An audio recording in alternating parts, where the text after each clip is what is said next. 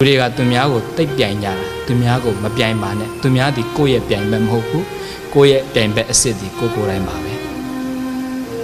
သူများကောင်းတာမကောင်းတာကိုမကြည့်ပါနဲ့ကိုကောင်းမကောင်းကိုပဲကြည့်ပါသူများကိုကိုယ်နဲ့လိုက်ပြီးတော့မညှိပါနဲ့ကိုယ်သားလေးညီအောင်ညှိပါပြိုင်ဖို့ဆိုရင်မနေ့ကငါနဲ့ဒီနေ့ငါမတူအောင်ပြိုင်မနေ့ကငါကဒီလောက်ပဲကုသိုလ်ကောင်းမလုပ်နိုင်ဒီနေ့ငါပိုလုပ်နိုင်ရမယ်မနေ့ကငါmind power စိတ်ဆွမ်းအားတွေကဒီလောက်ပဲရဒီနေ့ငါကပို့ပြီးတော့ mind power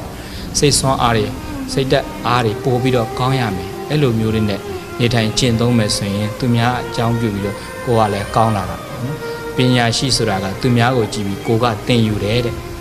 သူများကိုကြည့်ပြီးတော့ကိုယ်ကပြုပြင်တယ်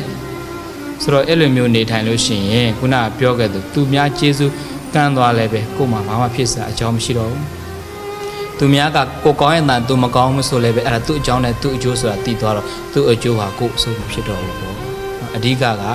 ကိုယ်ပြိုင်ဘက်ဒီသူများမဟုတ်ပါကိုယ်ပြိုင်ဘက်ဒီကိုယ်ပဲဖြစ်တဲ့အတွက်ကိုယ့်ကိုယ်ဆင်းခြင်းကိုယ့်ဘာသာကိုဆုံးမနှလုံးလှတဲ့အဆုံးအမများနဲ့အသုံးကျတဲ့သူများဖြစ်အောင်ကိုယ့်ကိုယ်သာလျှင်ပြိုင်ဘက်ကောင်းအဖြစ်ရှင်ပြိုင်ဆိုင်ပြီးလျှင်မိမိအကျိုးအများအကျိုးကိုတည်ဖို့ထမ်းရွက်နိုင်ကြသောသူတော်ကောင်းများဖြစ်ကြပါစေကုန်တော့တည်း